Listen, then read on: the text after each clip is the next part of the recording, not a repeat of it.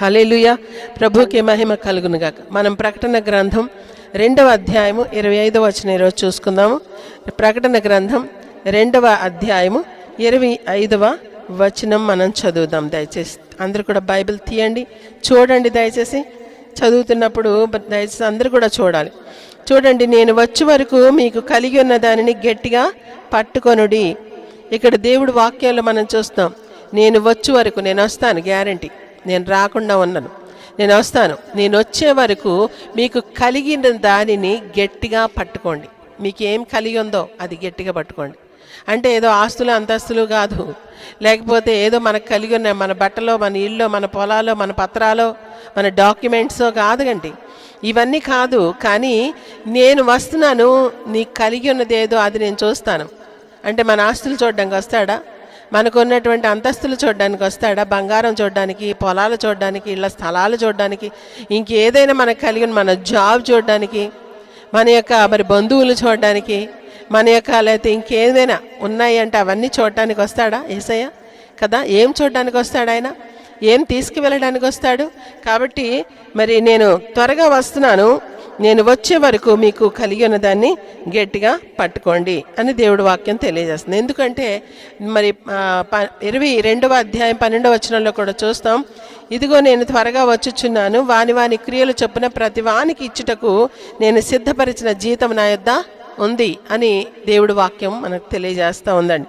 చూడండి, అది చదివేద్దాం, ఒకసారి చదవండి. ఎందుకంటే ఊరకనే నేను చెప్పేస్తే అది ఉందో లేదో మళ్ళీ డౌట్ ఉండిపోద్ది. 12వ వచనం చదవండి సిస్టర్, 22:12. ఇదిగో త్వరగా వచ్చుచున్నాను, వాని క్రియ చొప్పున ప్రతివానికి ఇచ్చుటకు నేను సిద్ధపరిచిన జీతము నా యొద్ద ఉన్నది. హల్లెలూయా. ఇక్కడ మరి ఆయన దగ్గర జీతం ఉందంట, జీతం తీసుకొని వస్తాడు. అయితే మనం పని చేయాలి. ఏం పని చేయాలి? క్రియలు చేయాలి. ఏం క్రియలు చేయాలి? ఏం క్రియలు చేస్తున్నాం? ఎలా మనం ఉన్నాం? మనకి ఏం కలిగి ఉన్నాం? అవి గట్టిగా పట్టుకోవాలట. దేవుడికి స్తోత్రం కలుగును గాక. ఈ యొక్క తుయతైరా సంఘంతో దేవుడు మాట్లాడాడు, నీ క్రియలు నేను ఎరుగుదును, నీ ప్రేమ నేను ఎరుగుదును, నీ విశ్వాసం నేను ఎరుగుదును, నీ పరిచర్య నేను ఎరుగుదును, నీ సహనమును నేను ఎరుగుదును.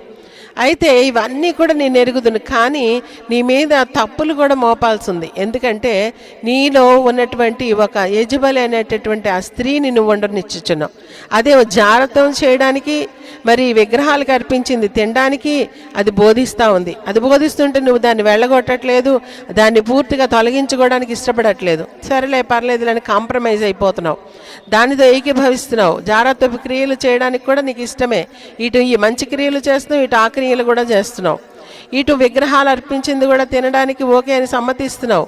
కాబట్టి ఇదంతా కూడా నేను ఊరుకొని, నేను సహించను అని దేవుడి వాక్యంలో మనం చూస్తున్నాం. అయితే వీటిలో చేరకుండా, మరి వాళ్ళు అందులో చేరకుండా మంచిగా ఉండే వాళ్ళు కూడా నీలో ఉన్నారు. నీ సంఘంలో కొంతమంది మంచోళ్ళు కూడా ఉన్నారు. వాళ్ళతో మరి నేను చెప్పేది ఏంటంటే, మరి వాళ్ళందరూ కూడా ఎలా ఉండాలి అంటే, మరి అలాగ అండకుండా, అవన్నీ అంటకుండా, చెడ్డ క్రియలు అవి అంటకుండా మరి మీరు ఎలా ఉండాలంటే గట్టిగా పట్టుకోవాలి. ఏం కలిగి ఉన్నారు? అది గట్టిగా పట్టుకోవాలి. ఏం కలిగి ఉన్నారు? పరిశుద్ధత కలిగి ఉన్నారు, విశ్వాసము కలిగి ఉన్నారు, ప్రేమ కలిగి ఉన్నారు, మంచి క్రియలు కలిగి ఉన్నారు, ఇవన్నీ కూడా ప్రార్థనా జీవితం కలిగి ఉన్నారు. ఇవన్నీ మీరు గట్టిగా పట్టుకోండి, వాటి నుంచి తొలగిపోవద్దు అని పరిశుద్ధాత్మ దేవుడు మాట్లాడుతున్నాడండి. ఎందుకంటే మరి నిజంగా వీటిని కలిగి ఉండకపోతే లాస్ట్కి ఎత్తబడేటప్పుడు, లేకపోతే యేసుప్రభు వచ్చేటప్పుడు మనం వెళ్ళడం ఇంపాసిబుల్. యేసుప్రభు ఒక మాట చెప్పారు. లూకాసు వార్త 13వ అధ్యాయంలో 18వ అధ్యాయంలో ఏం చెప్పారు? ఎందుకంటే అసలు మనిషి కుమారుడు ఈ భూమి మీదకి వచ్చేటప్పుడు విశ్వాసం నేను కనుగొందునా అని యేసుప్రభు చెప్పారు. కాబట్టి ఆయన ఈ లోకానికి వచ్చేటప్పుడు విశ్వాసం కరువైపోతుందంటే, ఎందుకంటే పరిస్థితులన్నీ తారుమారైపోతాయి, అంత కాంప్రమైజ్ మోడ్లోకి వచ్చేస్తుంది. అందరూ కూడా కాంప్రమైజ్ అయిపోతారు అన్నిటికీ. పర్వాలేదులే, అందరూ అలా చేస్తుంటే మనం కూడా అలా చేసేద్దాం. వాళ్ళు అలా చేస్తుంటే మరి మన సంఘంలో ఎందుకు చేయకూడదు? వాళ్ళు డ్యాన్స్ వేస్తున్నారు, మనం కూడా సినిమా డ్యాన్స్ పెట్టేద్దాం. వాళ్ళు సినిమా పాట పాడుతున్నారు, మనం కూడా సినిమా పాట పట్టేద్దాం. వాళ్ళు అంతా కూడా లోకరీతిగా డప్పులు కొడుతున్నారు, మనం కూడా డప్పులు కొట్టేద్దాం. వాళ్ళు కూడా విగ్రహారాధన చేస్తున్నా, మనం కూడా విగ్రహారాధన చేసేద్దాం అనేటటువంటి కాంప్రమైజ్ అందరికీ వచ్చేస్తుందండి. లాస్ట్ డేస్లో ఇది జరగబోతుందని పరిశుద్ధ ఆత్మదేవుడు తెలియజేస్తున్నాడు. కాబట్టి వీటిలో చేరకుండా ఎవరైతే పవిత్రంగా ఉంటారో, పరిశుద్ధంగా ఉంటారో, ఎవరైతే నీతిగా ఉంటారో, భక్తిగా ఉంటారో, విశ్వాసంతో ఉంటారో, ప్రేమ కలిగి ఉంటారో, మరి దేవుని యొక్క క్రియలు చేస్తూనే ఉంటారో, వారు నేను వస్తున్నాను, నీకు కలిగిన ఇవన్నీ కూడా గట్టిగా పట్టుకో, ఇవి పోగొట్టుకోకు. నీ యొక్క పరలోకంలో పేరు, నీ పేరు అక్కడ జీవగ్రంథంలో ఉంది, అది నేను తుడిచిపెట్టనేక, అక్కడే నీ పేరు ఉంటుంది. లేదా తుడిచిపెట్టే ఛాన్సెస్ కూడా ఉన్నాయని కూడా దేవుడు వాక్యం తెలియజేస్తుందండి. కాబట్టి మన జీవితాల్లో మనం ఏమి కలిగి ఉన్నాము, ఏమి కలిగి ఉండాలి అనేది చక్కగా దేవుడు వాక్యంలో నుంచి మనం కొన్ని విషయాలు చూద్దాము. ఎందుకంటే నిజంగా దేవుడు మరి గొప్ప కార్యాలు మన జీవితంలో ఇప్పటికే చేశాడు. మరి వాటన్నిటినీ మనం నేర్చుకుంటున్నాం. దేవుడు గొప్ప కార్యాలు చేసి మనకు అనేక అనుభవాలు గుండా నడిపిస్తుంటే మనం ఏం చేయాలి, నేర్చుకోవాలి కదా. ఒక ప్రవక్త ఉన్నాడు. దేవుడు చెప్పాడు, బాబు నువ్వు ఒక రాజు దగ్గరికి వెళ్ళి ఆయన గద్దించి ఆయనకి ఏం చెప్తావంటే, ఇదిగో దేవుడు ఇలా చెప్పాడు కాబట్టి నువ్వు మళ్ళీ అదే లైన్కి వెళ్ళి అక్కడ తినడం కానీ ఏమీ చేయకూడదు, నీళ్ళు కూడా తాగకూడదు, ఆ ఇంట్లోకి వెళ్ళి దానాలు ఏమిచ్చినా తీసుకోకూడదు, నువ్వు కేవలం చెప్పిన మాట చెప్పేసి మళ్ళీ తిరిగి వచ్చేయాలి అని దేవుడు చెప్పాడు. అయితే ఆయన ఏం చేశాడంటే సరే అని చెప్పి అలాగే అని చెప్పి వెళ్ళాడు. కానీ మరి దారిలో మోసపోయి ఎవరి మాట విని ఆయన ఇంకొక ప్రవక్త అని చెప్పుకునేటువంటి దొంగడి మాట విని ఆయన జారిపోయాడండి. చూడండి ఆ మాటని మనం చూద్దాం. మొదటి రాజుల గ్రంథం 13వ అధ్యాయము 8వ వచనం చూడండి. మొదటి రాజుల గ్రంథం 13వ అధ్యాయము 8వ. ఎందుకంటే పర్సన్స్ పెట్టి మీకు చెప్తే కరెక్ట్గా గుర్తుంటుందని ఈ ఎగ్జాంపుల్ తీసుకున్నాను. ఎందుకంటే మనం ఊరకనే వాక్యాలు చదువుతుంటే ఎవరికి గుర్తుండట్లే. ఇలాగ ఒక వ్యక్తి జీవితాన్ని పెట్టి మనం చూస్తే చాలా చక్కగా గుర్తుండిపోతుందని ఉద్దేశంతో ఈ యొక్క ఎగ్జాంపుల్ తీసుకున్నాను. చూడండి. దైవజనుడు రాజుతో ఇట్లనెను, నీ ఇంటిలో సగము నీవు నాకు ఇచ్చినను నీతో కూడా నేను లోపలికి రాను. ఈ స్థలమందు నేను అన్నపానములు పుచ్చుకొనను. అన్నపానములు పుచ్చుకొనవద్దనియు నీవు వచ్చిన మార్గంన తిరిగి పోవద్దనియు యెహోవా వాక్కు చేత నాకు సెలవాయినని రాజుతో అనెను. అంతటా అతడు తాను బేతేలునకు వచ్చిన మార్గమున వెళ్ళక మరి ఒక మార్గమున తిరిగిపోయెను. చాలు సిస్టర్, ఇక్కడ ముందు నుంచి కూడా కొంచెం అంటే వెనక్కి మనం వెళ్ళి చూస్తే గనక మరి ఆ యొక్క రాజుతో యెరోబాము ఏమి రాజు పేరు చూడండి. అంతటా ఫస్ట్ వచ్చిన నుండి కూడా చదివితే,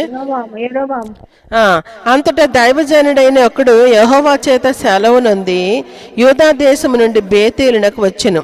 ధూపం వేయుటకి యెరోబాము ఆ బలిపీఠముని నిలిచి ఉండగా ఆ దైవజనుడు యెహోవా ఆజ్ఞ చేత బలిపీఠమునకు ఈ మాట ప్రకటన చేసెను.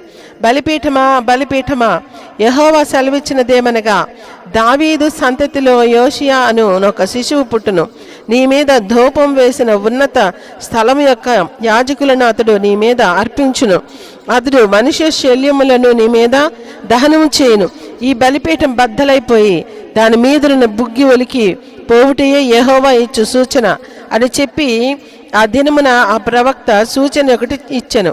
బేతేలునందున్న బలిపీఠమును గూర్చి ఆ దైవజనుడు ప్రకటించిన మాట రాజైన యెరోబాము విని బలిపీఠం మీద నుండి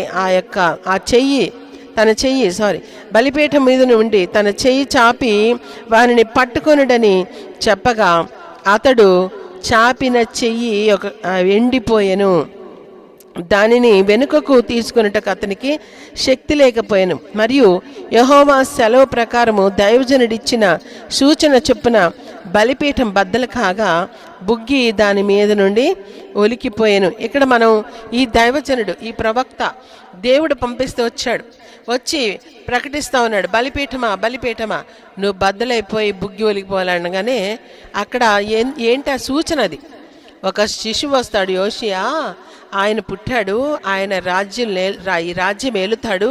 ఆయన ఏలేటప్పుడు ఏం కలుగుతుంది అంటే ఇది యొక్క మరి ఇతర దేవతలకు ఇతర వాటికి కూడా పూజిస్తున్నటువంటి ఉన్నత స్థలాల్లో పూజిస్తున్నటువంటి వాళ్ళ యొక్క శల్యములను అంటే వాళ్ళ శవాలను ఈ బలిపీఠం మీద దహిస్తాడు ఇదే దానికి సూచన, ఇదే నిజంగా జరగాలంటే ఇది కూడా జరుగుతుంది చూడండి అని చెప్పి ఆయన ప్రకటన చేయగానే నిజంగానే ఆ పైన ఇలా చేయి పెట్టి ఆయన ప్రకటిస్తుంటే పట్టుకోండిరా అని రాజు ఇలా చెయ్యెత్తాడు. పట్టుకోండిరా వాడిని పట్టుకోండి అని చెయ్యెత్తినప్పుడు ఆ రాజు చెయ్యి అలాగే ఉండిపోయి ఇక మళ్ళీ వెనక్కి తీద్దామంటే వెనక్కి రావట్లేదు, కర్రలాగా ఉండిపోయింది అనమాట. కర్రలాగా ఉండిపోయేటప్పుడు ఏమైందంటే అమ్మో ఇది నిజమేరా బాబు, ఎంత శక్తి ఏంటి నాయనా అని చెప్పి భయపడి వెంటనే ఈ కాంప్రమైజ్కి వచ్చేసాడు రాజు యెరోబాము. ఏమన్నాడంటే సరే సరే సరే ఏం కాదు, కొంచెం ప్రార్థన చేయవా, నాకు ప్రార్థన చేయవా, నాకు చెయ్యి మళ్ళా మామూలు అయిపోవాలని. ఇక్కడ అదే ఉంది చూడండి. అయితే మామూలు అయిపోవాలనుకొని ప్రేయర్ చేయమనగానే ఇక్కడ చూడండి, అదే చదవండి. నీ దేవుడైన యెహోవా సముఖమందు నా కొరకు వేడుకొనమని ఆ దైవజనుని బతిమాలు కొనగా దైవజనుడు యెహోవాను బతిమాలు కొనెను గనుక రాజు చెయ్యి మరలా బాగైపోయెను, మునుపటి వలె ఆయను. అప్పుడు రాజు నీవు నా ఇంటికి వచ్చి అలసట తీర్చుకొనుము, నీకు బహుమతి ఇచ్చదనని ఆ దైవజనునితో చెప్పగా దైవజనుడు రాజుతో ఇట్లనెను, నీ ఇంటిలో సగము నీవు నాకు ఇచ్చినను నీతో కూడా నేను లోపలికి రాను. ఈ స్థలమందు నేను అన్నపానములు పుచ్చుకొనవద్దనియు నీవు వచ్చిన మార్గమున తిరిగి పోవద్దనియు యెహోవా వాక్కు చేత నాకు సెలవాయనని రాజుతో అనెను. అంతటా అతడు తాను బేతేలునకు వచ్చిన మార్గమున వెళ్ళక మరి ఒక మార్గమున తిరిగిపోయెను. అంతా బాగానే ఉంది. ఈ ప్రవక్త వచ్చాడు, ఆయన రాజుకి ప్రకటన చేశాడు. ఆ చెయ్యి అలాగే వాడు పట్టుకోండిరా అని అనగానే ఆయన చెయ్యి అలా ఉండిపోయింది. మళ్ళా వేడుకుంటే ఆ చెయ్యి బాగైంది. ఈ అద్భుతాలన్నీ జరిగినాక రాజు బతిమిలాడాడు, మా ఇంటికి రా, కొంచెం భోజనం చేయి, కొంచెం అలసట తీర్చుకో, నీకు బహుమానాలు ఇస్తానంటే నువ్వు ఇంటిలో సగం ఇచ్చిన, నీ రాజ్యంలో సగం ఇచ్చిన నాకు వద్దు నాయనా, నేను ఆహారం తినను, నీళ్ళు కూడా తాగను, దేవుడు నాకు ఈ మాట చెప్పాడు కాబట్టి నేను దేవుడికే లోబడాలి కాబట్టి నేను వెళ్ళిపోతున్నాడు. వెళ్ళిపోతుంటే అదే పట్టుదలతో ఉండాలి కదా. కానీ మధ్యలో ఇంకొకడు వచ్చాడు, కుయుక్తి మరి ప్రవక్త. వాడు నిజమైన ప్రవక్త కాదు. వాడు వచ్చేసి ఇదిగో దేవుడు నాకు చెప్పాడు మరి మా ఇంట్లో ఆహారం తినమని నీకు అంటే వెంటనే సరే అని ఇంటికి వెళ్ళిపోయాడు. దేవుడిని అడగాలి కదా, అవునా మరి నిజంగా దేవా ఈ ప్రవక్తకు నువ్వు చెప్పావా నన్ను వాళ్ళ ఇంట్లో తినమని, వెళ్ళనా మరి అని అడగాలి కదండి. ఎంత దేవుడితో మాట్లాడే అనుభవం ఉన్న ఈ వ్యక్తి ఆ ప్రవక్త చెప్పగానే తిండి అనగానే ఆత్రపడిపోయి ఎంతవరకు ఉపవాసం ఉన్నాడు, ఎంతవరకు మరి కడుపు మార్చుకున్నాడు, ఎంతవరకు వైరాగ్యంతో ఉన్నాడు, ఎంతవరకు భక్తితోనే ఉన్నాడు, ఎంతవరకు ఆత్మచేతనే రగిలించబడి నడుస్తున్నాడు. కానీ ఎప్పుడైతే ఆయన తిండి తినమని దేవుడే చెప్పాడు అని ఒక అబద్ధం చెప్పగానే ఆయన చెప్పిన మాట వినేసి వెంటనే దేవుడిని ఏమీ సంప్రదించకుండా వెళ్ళి ఆ ఇంట్లో తినేసినాడు. అంటే ఉపవాసం బ్రేక్ చేసేసాడు. చేయగానే ఏమైందంటే తర్వాత మళ్ళీ వెళ్ళిపోతుంటే దారిలో సింహం ఏం చేసిందంటే చీల్చేసి చంపేసింది. అది అక్కడ జరిగింది. ఆ అధ్యాయంలో మీరు తర్వాత చూసుకుంటే ఇదే విషయాలు అక్కడ ఉంటాయి, మీరు చదవండి అప్పుడైనా. చూడండి మరి దేవుడి వాక్యంలో మనం ఇక్కడ చూద్దాం. 20వ వచనం. వారు భోజనం చేయుచుండగా అతనిని వెనుకకు తోడుకొని వచ్చిన ప్రవక్తకు యెహోవా వాక్కు ప్రత్యక్షమాయెను. అంతటా అతడు యూదా దేశములో నుండి వచ్చిన దైవజనుని పిలిచి, యెహోవా నాకు ఇలాగున ఆజ్ఞించుచున్నాడు, నీ దేవుడైన యెహోవా నీకు ఆజ్ఞాపించిన దానిని గైకొనక ఆయన సెలవిచ్చిన నోటి మాట మీద తిరగబడి నీవు వెనుకకు వచ్చి నీవు అచ్చట అన్నపానములు పుచ్చుకొనవలదని ఆయన సెలవిచ్చిన స్థలమున భోజనం చేసి ఉన్నావు గనుక నీ కళేబరము నీ పితరుల సమాధిలోనికి రాకపోవునని ఎలుగెత్తి చెప్పాను. అంతటా వారు అన్నపానములు పుచ్చుకొనిన తర్వాత అచ్చటి ప్రవక్త తాను వెనుకకు తోడుకొని వచ్చిన ఆ ప్రవక్తకు గాడిద మీద గంత కట్టించెను. అతడు బయలుదేరి మార్గమున పోవుచుండగా ఒక సింహము అతనిని ఎదురుపడి అతని చంపెను. చూసారా? కాబట్టి చంపెను. అక్కడ మరి ఏమైందంటే అతని కళేబరము మార్గమందు పడి ఉండగా గాడిద దాని దగ్గర నిలిచి ఉండను. అంటే గాడిదని సింహం ఏం చేయలేదండి. అంటే గాడిద దేవుడి మాట మీరలేదు. నిజంగా ఈ గాడిదలు బాగానే దేవుడి మాట ఏంటనే మనుషుల కంటే ప్రవక్తల కంటే. బిలాము కూడా అంత పెద్ద ప్రవక్త, ఆయన కూడా మరి డబ్బు చూడగానే తగతగలాడిపి వెళ్ళిపోతే ఈ గాడిద మాత్రం భయపడి దూతగానే పడుతుంది దాని కళ్ళకి. అంటే దేవుడు దానికి కంట్లకి కనిపిస్తున్నాడు, కానీ ఈయన కళ్ళకి కనబడట్లేదు. ఎందుకంటే కళ్ళు అంతా కప్పేసినది బంగారం, వెండి, డబ్బు. ఇక్కడ ఈయనకి పాపం ఒక్క పూట కూటి కొరకు జ్యేష్ఠతో హక్కును అమ్మేసుకునిన భ్రష్టుడైన వ్యభిచారైన ఏషావు వంటి వారు ఉన్నారేమో చూసుకోండి అని చెప్పినట్లుగా ఇక్కడ ఈ ప్రవక్త ఆత్రపడిపోయాడు తిండి తినటానికి, వెళ్ళిపోయాడు. అప్పుడు దాకా బాగానే ఉన్నాడు, రాజు భోజనం కూడా వద్దన్నాడు, కానీ లాస్ట్కి పడిపోయాడు. ప్రవక్త అని చెప్పగానే ఓడిపోయి తినేసి వెళ్ళిపోయాడు. కాబట్టి చంపబడ్డాడు. గాడిద మాత్రం అక్కడ నిలబడి ఉందట ఆ వ్యక్తి దగ్గర. ఎంత అద్భుతం చూడండి. కాబట్టి దేవుడికి స్తోత్రం కలుగును గాక. మనం ఇప్పుడు నెక్స్ట్ సండే వస్తే అదే గాడిద పనే ఉంటుంది ఎక్కువ. గాడిద మీద యేసు ప్రభు ఏం చేస్తాడు?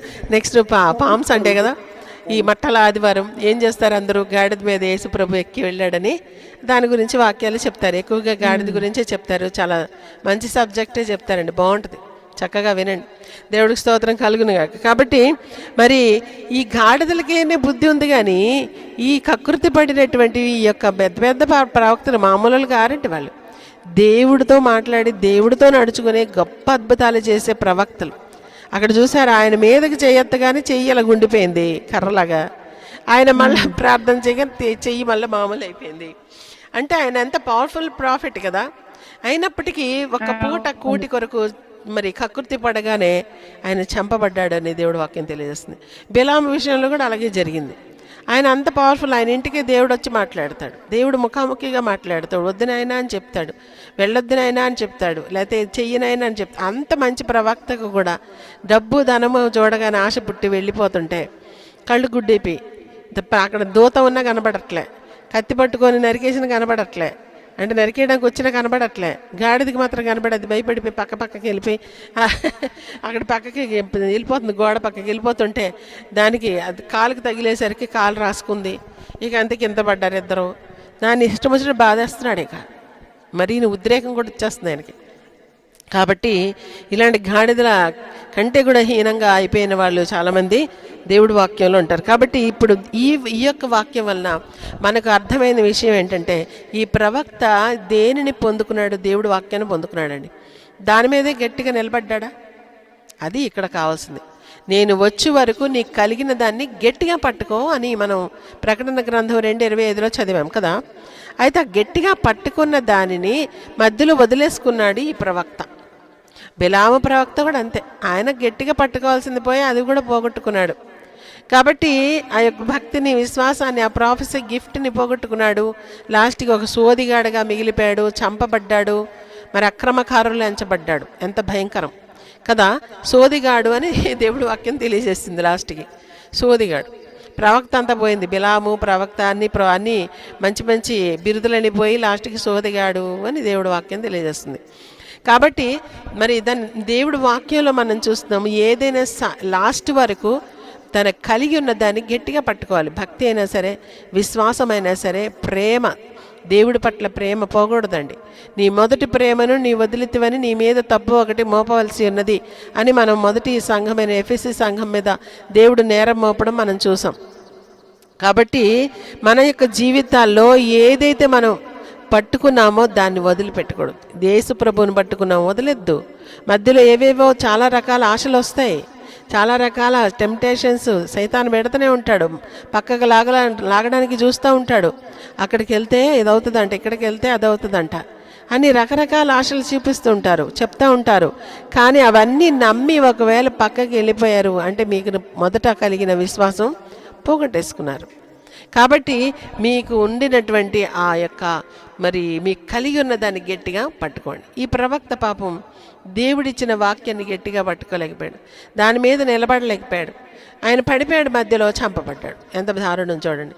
కాబట్టి తను మరి సమాధిలోకి చేరలేదు, కానీ దారిలో ఒక కళేబరం అండ్ తన డెడ్ బాడీ, తన శవం అలా పడి ఉందని దేవుడు వాక్యంలో మనం చూస్తూ ఉన్నాం.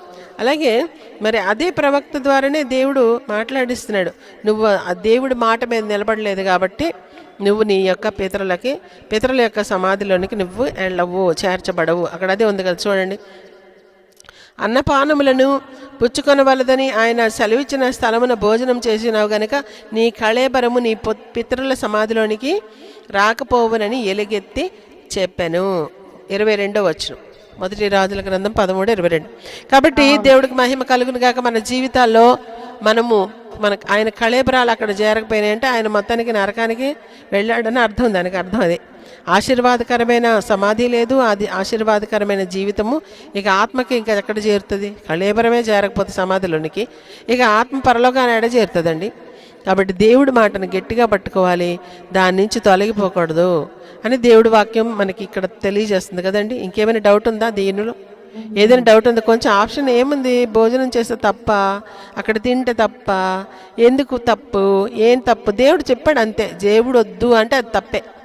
అది మంచిదిగా నీకు కనిపించిన, అందంగా కనిపించిన, అమాయకంగా కనిపించిన, అది చాలా స్మూత్గా కనిపించిన, అది చాలా మంచిదిగా నీకు బెనిఫిట్ ఉండేదిగా కనిపించిన, వద్దు అన్నాడంటే వద్దు, అది పాపం అంతే. ఆ యొక్క మంచి చెడ్డల ఫ్రూట్ ఏదైతే ఉందో, ఏదైనా తోటలో మంచి చెడ్డలు తెలివినిచ్చే ఫలం అంటది. ఆ వృక్ష ఫలము అది చాలా రమ్యంగా ఉందంట కంటికి, చూడటానికి చాలా రమ్యంగా ఉంది, తింటే చాలా టేస్ట్గా ఉంది, తింటే జ్ఞానం వచ్చేస్తుంది అన్నీ చెప్పాడు వాడు, ఎవడు? సాతానుడు.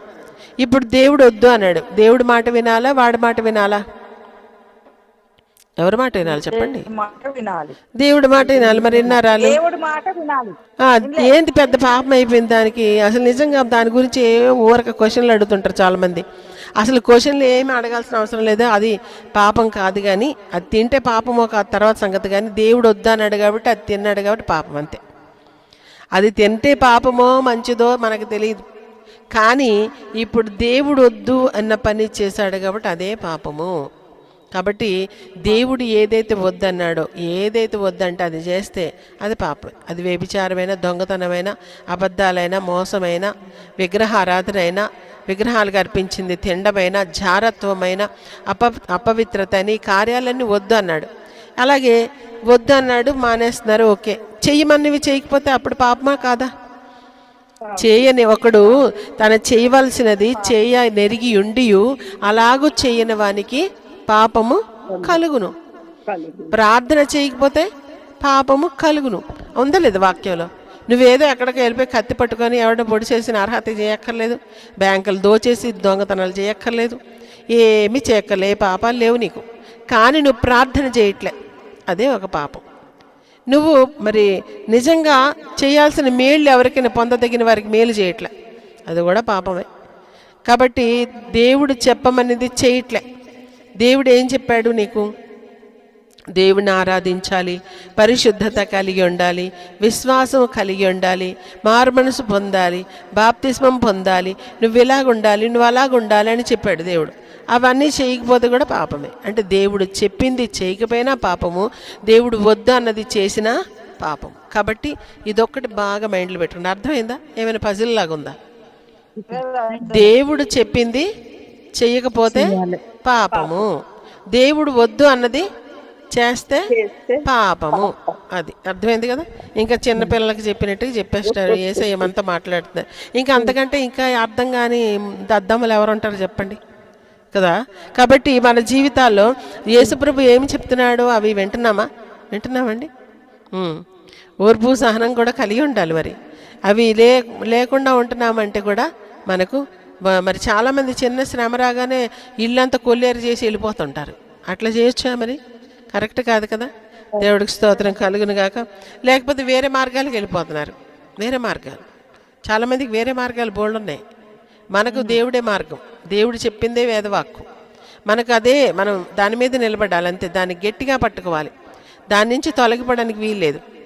కాబట్టి ఈ యొక్క ప్రవక్త పాపం చేసింది ఏమి లేదు, తింటే తప్ప అండి, పాపం అండి. కానీ దేవుడు వద్దన్నాడు కాబట్టి అదే తప్పు అంతే. దేవుడికి స్తోత్రం కలుగును గాక. అలాగే ఇంకొక మాట కూడా మనం చదువుదాం చూడండి. యోబు గ్రంథము 23వ అధ్యాయము 11 వచనం చదవండి. 23:11. నా పాదములు ఆయన అడుగుజాడలు విడువక నడిచినవి, నేను ఇటు అటు తొలగక ఆయన మార్గం అనుసరించి తిని. చూసారా?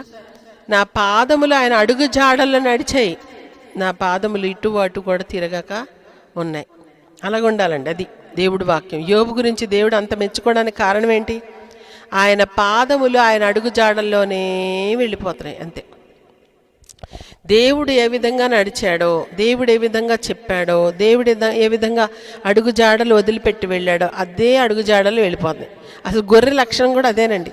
కాపరి ఏ మార్గంలో వెళ్తున్నాడో ఆ మార్గంలో అవి వెళ్ళిపోతాయి గొర్రెలు. దేవుడు గొర్రెలు అన్నాడు, నా గొర్రెలు అన్నాడు. నా గొర్రెలు నా స్వరము వింటాయి, అవి నన్ను వెంబడిస్తాయి.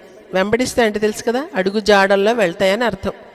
కాబట్టి మనము ఆయన స్వరము వినాలి అంటే మనం ఆయన గొర్రెలు అయితేనే వింటాం. ఆయన గొర్రెలు కాకపోతే వినం. ఆయన యొక్క వెనకే మనం వెంబడించి వెళ్తున్నామంటే ఆయన గొర్రెలు, మనం వెంబడించట్లేదు అంటే గొర్రెలు కాదని అర్థం. మేకలు వెంబడించవు, అవి అటు ఇటు ఆ గోడకి ఎగబాకుతాయి, ఆ మొక్కకి ఆ చెట్టుకి ఆ పిచ్చి వాటన్నిటికీ ఎగబాకి అవన్నీ పీకుతా అవన్నీ కొరుకుతున్నా మరి నవ్వులుతా చేస్తూ ఉంటాయి. పిచ్చి పిచ్చి పనులని వెర్రి చేష్టలన్నీ చేస్తుంటాయి. కానీ ఈ గొర్రె మాత్రం కామ్గా తలకాయ ఉంచుకొని కాపరి ఎలాగ వెళ్ళిపోతుంటే ఆ వెనక్కి వెళ్ళిపోతుంటుంది. అదనమాట. కాబట్టి నా గొర్రెలు నా స్వరం వినును, అవి నన్ను వెంబడించును. అయితే అవి వెంబడిస్తూ ఉంటే నీ స్వరం వింటూ నువ్వేం చేస్తావు నాయనా అంటే అక్కడ ఉంది వాక్యంలో చూడండి. యోహాను సువార్త 10వ అధ్యాయము 27వ వచనం చదవండి. యోహాను సువార్త 10:27. నా గొర్రెలు నా స్వరము వినును, నేను వాటిని ఎరుగుదును, అవి నన్ను వెంబడించును. నేను వాటికి నిత్య జీవం నిచ్చుచున్నాను గనుక అవి ఎన్నటికి నశింపవు, ఎవడును వాటిని నా చేతిలో నుండి అపహరింపడు. వాటిని నాకిచ్చిన నా తండ్రి అందరికంటే గొప్పవాడు గనుక నా తండ్రి చేతిలో నుండి ఎవడును వాటిని అపహరింపలేడు. హల్లెలూయా. చూడండి ఎంత అద్భుతమో. దేవుడు ఏమంటున్నాడు, అవి నన్ను ఎరుగును, అవి నా స్వరం వింటాయి, నన్ను వెంబడిస్తాయి అంటే అంతవరకే స్టాప్ చేయలేదు. తర్వాత యేసుప్రభు అంటున్నారు, నేను వాటికి నిత్య జీవం ఇస్తాను, వాటిని నా చేతిలోండి ఎవడు కూడా అపహరించలేడు. వాటిని నా తండ్రి నాకు ఇచ్చాడు కాబట్టి నా తండ్రి చేతిలోంచి కూడా ఎవడు అపహరించలేడు. కాబట్టి ఆయన ఆ విధంగా అపహరించకుండా కాపాడుతాడు, నిత్య జీవం ఇస్తాడు, నడిపిస్తాడు, పోషిస్తాడు, ఇంకా అన్నీ చూసుకుంటాడండి. అన్నిటినీ చూచుకునే దేవుడు ఆయన. కాబట్టి యెహోవా ఈరే, దేవుడికి స్తోత్రం కలుగును గాక. కాబట్టి మనం ఆయన్ని వెంబడించడం ఒకటే చూసుకోవాలి. తర్వాత ఏం పర్యవసానం వస్తుందా, ఆ తర్వాత రిజల్ట్ ఏమొస్తుందో అది నీకు అనవసరం. నువ్వు వెంబడించాలి, ఆయన అడుగు జాడల్లో నడుచుకోవాలి. యోబు అదే చెప్తున్నాడు, నేను ఆయన అడుగు జాడల్లోనే నడిచాను, నా అడుగులు ఇటు అటు తడబడలేదు, అందుకే నాకు తర్వాత ఎంత మంచి రివార్డ్ దొరికింది అని చక్కని సాక్ష్యము ఈ రోజుకి పలుకుతున్నాడు. ఈ రోజుకి దేవుడు కూడా అంటున్నాడు, ఇదిగో చూసారా యోబు, చూసారా ఎంత భక్తిపరుడో, చెడు అంతా కూడా చెడుని విసర్జించినవాడు, భయభక్తులు గలవాడు, యథార్థవంతుడు అని చెప్పి చక్కని ఇంట్రడక్షన్ ఇస్తున్నాడండి దేవుడు. దేవుడికి స్తోత్రం కలుగును గాక. అలాగే 27వ అధ్యాయం 6వ వచనం కూడా చదవండి. యోబు గ్రంథం 27వ అధ్యాయము 6వ వచనం. 27వ అధ్యాయం. నీతిని విడువక గట్టిగా పట్టుకొందును, నా ప్రవర్తన అంతటి విషయంలో నా హృదయము నన్ను నిందింపదు. అది చూసారా, నేను నీతిని గట్టిగా పట్టుకున్నాను, నా యొక్క మార్గం అంతట్లో కూడా నా హృదయం నన్ను ఎక్కడ కూడా నిందించకుండా అంత చక్కగా నేను నడుచుకుంటున్నాను అని దేవుడు వాక్యం చూడు. నా నీతిని విడవక గట్టిగా పట్టుకొందును, నా ప్రవర్తన అంతటి విషయంలో నా హృదయం నన్ను నిందించదు.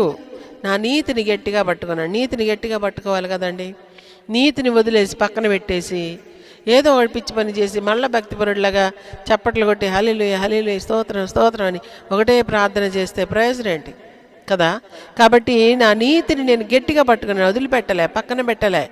నా నీతిని నేను విడిచిపెట్టకూడదు. ఆ నీతి నాకు దేవుడు ఇచ్చాడు. ఆ నీతిని నేను వదిలేస్తే ఎట్లాగా? నేను అంతవరకు కాపాడుకోవాలి. నా నీతిని, నా భక్తిని కాపాడుకోవాలి, నా విశ్వాసాన్ని కాపాడుకోవాలి, నా పరిశుద్ధతను కాపాడుకోవాలి. ఇప్పుడు మరి యోసేపుకి శోధన వచ్చిందండి, తనకు మంచి ఆఫర్స్ కూడా వచ్చాయి. నువ్వు నాతో పాపం చేస్తే నీకు ఇది ఇస్తాను అది ఇస్తాను ఆఫర్ కూడా పెట్టుంటుంది. అది ఆ తర్వాత రకరకాల ఆఫర్లు పెట్టుండి బెదిరించి ఉంటుంది కూడా. బెదిరింపులకి బెదరలేదు, ఆఫర్లకి లొంగలేదు. నా దేవుని దృష్టి ఎదుట నేను ఎలాంటి దుష్కార్యం ఎలా చేస్తానని పారిపోయాడు లాస్ట్కి. అప్పుడు తనకి జైలు శిక్ష కలిగింది. జైల్లో పెట్టేసి నాకు లేదు పర్లేదు మరి నేను ఒప్పుకుంటాను, నన్ను బయటకు అన్నాడా? లాస్ట్ వరకు తన పరిశుద్ధతను కాపాడుకున్నాడండి. లాస్ట్ వరకు తను పవిత్రుడిగానే ఉన్నాడు యోసేపు.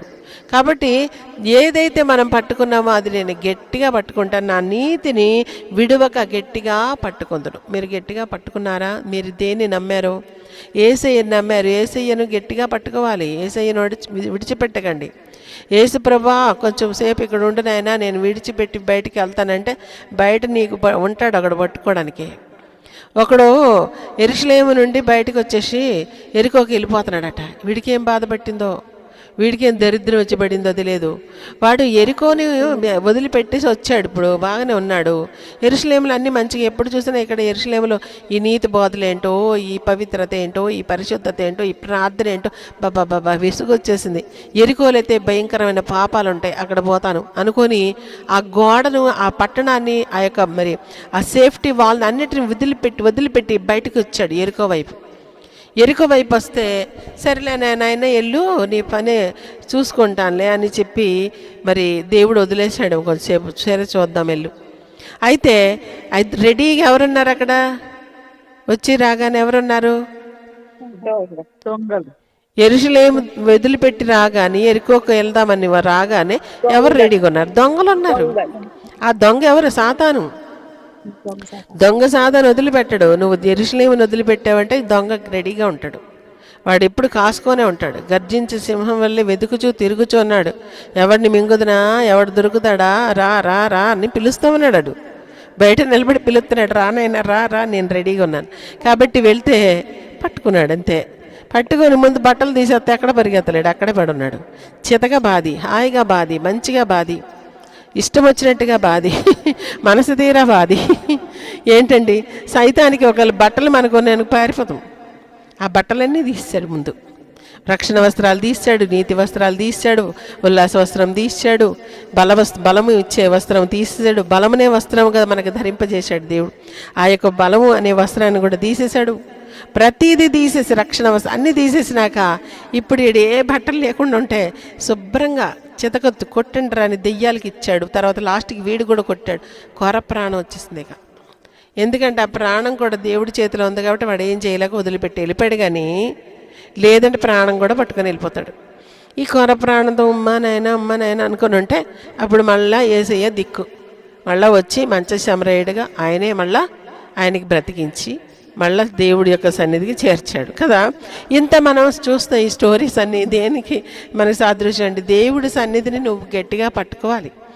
దేవుడి సన్నిధి అంటే యెరూషలేము అంటే దేవుడి సన్నిధి, యెరూషలేము దేవుడి సన్నిధి, ఎరికో అంటే సైతాను యొక్క రాజ్యం. సో మనం దేవుడి సన్నిధిని గట్టిగా పట్టుకోవాలి కదా. అలాగే అది ఇక్కడ మరి యోబు అంటున్నాడు, నా నీతిని నేను గట్టిగా పట్టుకుందును. దేవుడికి స్తోత్రం కలుగును గాక. అలాగే చూడండి, దానియేలు గ్రంథం 3వ అధ్యాయం 18వ వచనం చూడండి. దానియేలు 3:18 చదవండి. రాజా, నీ దేవతలను మేము పూజింపమనియు నీవు నిలువబెట్టించిన బంగారు ప్రతిమకు నమస్కరింపమనియు తెలుసుకొనుము. అందుకు నెబుకద్నెజరు అత్యాగ్రహము నొందినందున షద్రకు, మెషాకు, అబేద్నెగోయను వారి విషయములో ఆయన ముఖము వికారమాయను గనుక గుండము ఎప్పటికన్నా 7 అంతలు వేడిమిగా చేయుమని ఆజ్ఞ ఇచ్చెను. చాలా సిస్టర్, అవన్నీ మనకు తెలిసినాయి కదా. అయితే ఇక్కడ ఏమంటున్నారు? రాజా, మీ యొక్క ప్రతిమకు మేము మొక్కమనియు, ఇంకేమన్నారు సిస్టర్ చదవండి. పూజింపమనియు నీవు నిలబెట్టించిన బంగారు ప్రతిమకు నమస్కరింపమని తెలుసుకొనుము. మేము నీవు నిలబెట్టించిన ఆ బంగారు ప్రతిమకు మేము పూజించము, మేము నమస్కరించం అని బాగా తెలుసుకో నువ్వు. అది మా యొక్క స్థిర నిశ్చయం.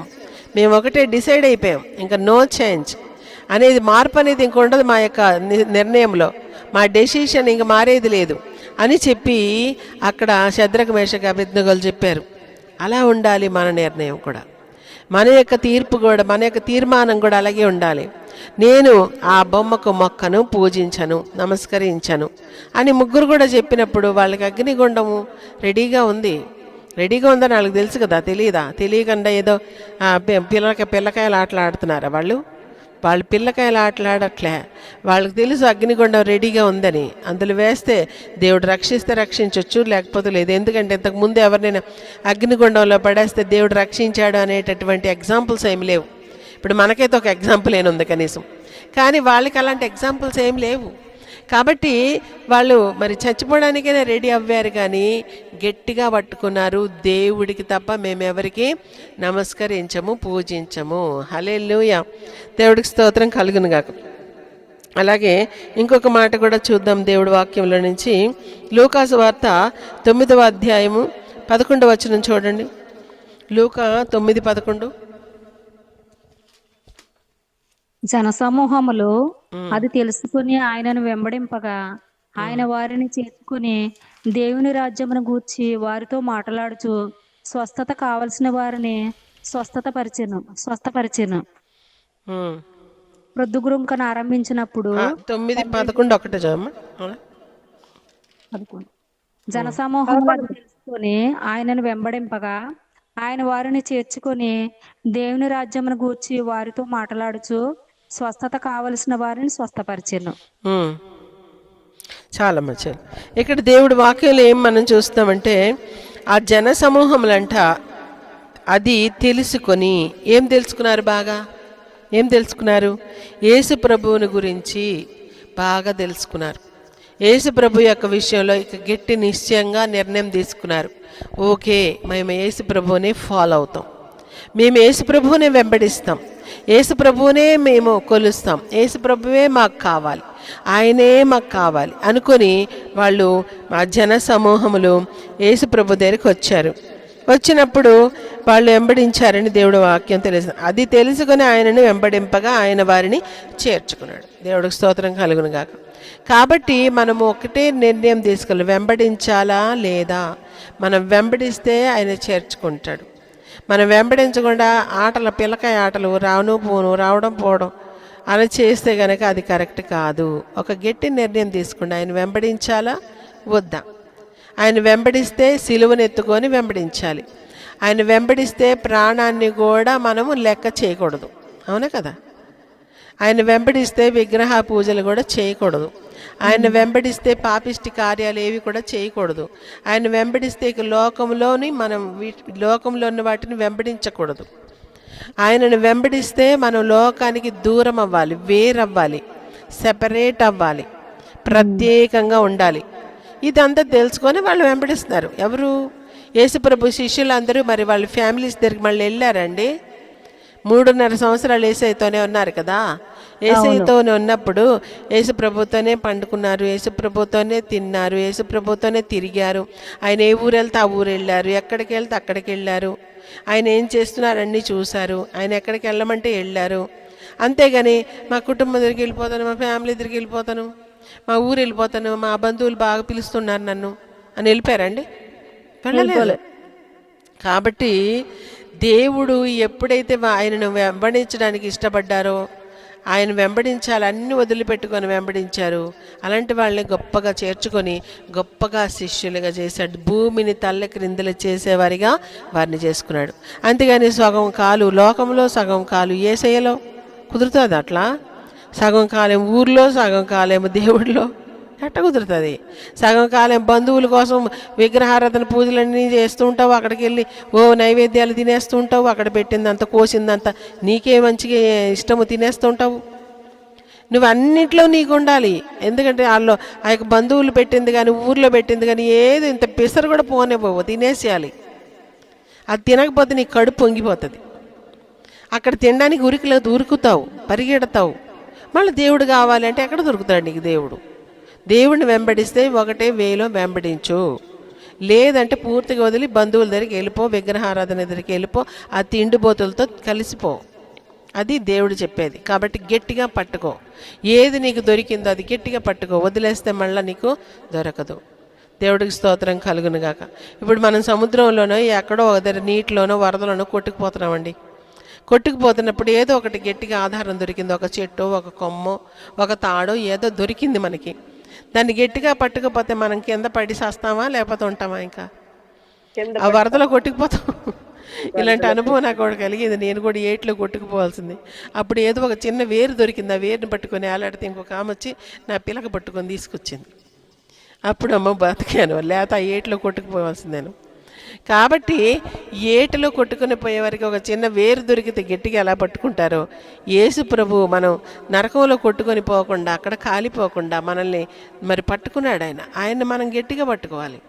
ఆయన మనల్ని పట్టుకోకపోతే మనం ఎప్పటికైనా ఇక మన వల్ల కాదు, వదిలేస్తాం. ఆయన పట్టుకున్నాడు, ఆయన చెయ్యి వదిలేయకుండా మనం కూడా గట్టిగా పట్టుకోవాలి. అది దేవుడి వాక్యం తెలియజేస్తుంది. కాబట్టి మనకు కలిగిన దాన్ని మనం గట్టిగా పట్టుకోవాలని దేవుడి వాక్యంలో మనం చూస్తూ ఉన్నాం. చివరిగా ఒక మాట చదువుకొని మనం ముగించేద్దాం. ఎన్నో ఉన్నాయి, ఇంకా అవన్నీ చదవడానికి సమయం సరిపోదు. చూడండి, అపొస్తలుల కార్యములు 20 అధ్యాయం 24 వచనం చూడండి. అపొస్తలుల కార్యములు 20:24. అయితే దేవుని కృపా సువార్తను గూర్చి సాక్ష్యం ఇచ్చుట యందు నా పరుగును నేను ప్రభువైన యేసు వలన పొందిన పరిచర్యను తుదముట్టింపవలనని నా ప్రాణమును నాకెంత మాత్రమును ప్రియమైనదిగా ఎంచుకొనుట లేదు. చూసారా, దేవుడి యొక్క సువార్త ప్రకటించడానికి, దేవుడి పని చేయటానికి నేను నా యొక్క ప్రాణాలని అన్నిటిని కావాలంటే వదిలేస్తాను, కానీ ఆ పని మాత్రం నేను వదలను అని పౌలు మరి చెప్తున్నట్లుగా మనం చూస్తూ ఉన్నాం. దేవుడికి స్తోత్రం కలుగును గాక.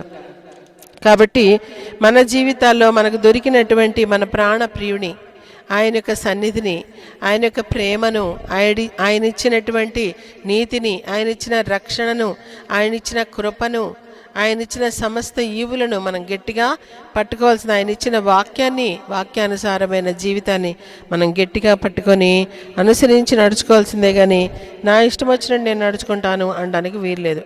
అయితే దేవుని కృపా సువార్తను గురించి సాక్ష్యం ఇచ్చుట యందు నా పరుగును నేను ప్రభు అయిన యేసు వలన పొందిన పరిచర్యను తుదముట్టింపవలనని నా ప్రాణమును నాకెంత మాత్రమును ప్రియమైనదిగా ఎంచుకొనుట లేదు. అంటే ఈ యొక్క మరి తుదముట్టించాలి అంటే లాస్ట్ వరకు ఈ పరిచర్య నేను ఎలాగైనా కొనసాగించాలి, అలాగే ముగించాలి. నా పరుగు కరెక్ట్గా నేను ముగించాలి. అపొస్తలుడైన పౌలు మరి నిజంగానే నా పరుగు తుదముట్టించాను, నా విశ్వాసం కాపాడుకున్నాను, నా కొరకు నీతి కిరీటం ఉంచబడి ఉన్నది అని చెప్పాడండి. చాలా చక్కగా నమ్మకంగా లాస్ట్ వరకు తనకు దొరికినటువంటి పరిచర్య కావచ్చు, తనకు దొరికిన దేవుణ్ణి యేసయ్యను గట్టిగా పట్టుకున్నాడు, యేసయ్య ఇచ్చే రక్షణను పట్టుకున్నాడు, యేసయ్య ఇచ్చే మాటలు పట్టుకున్నాడు, యేసు ప్రభు ఇచ్చిన పరిచర్యను లాస్ట్ వరకు చక్కగా గట్టిగా పట్టుకొని స్థిరంగా చేశాడు, నమ్మకంగా చేశాడు. తర్వాత తుదముట్టించాడు. ఆయన ఇక హతసాక్షి అయి వెళ్ళిపోయాడు. దేవుడికి స్తోత్రం కలుగును గాక. మన ముందు ఎంతో గొప్ప ఉన్నతమైనటువంటి ఎంతోమంది భక్తులు ఇంకా ఉన్నారు. వాళ్ళందరూ ఇంత గొప్ప సాక్షి సమూహంలాగా, మేఘంలాగా మనకున్నారు.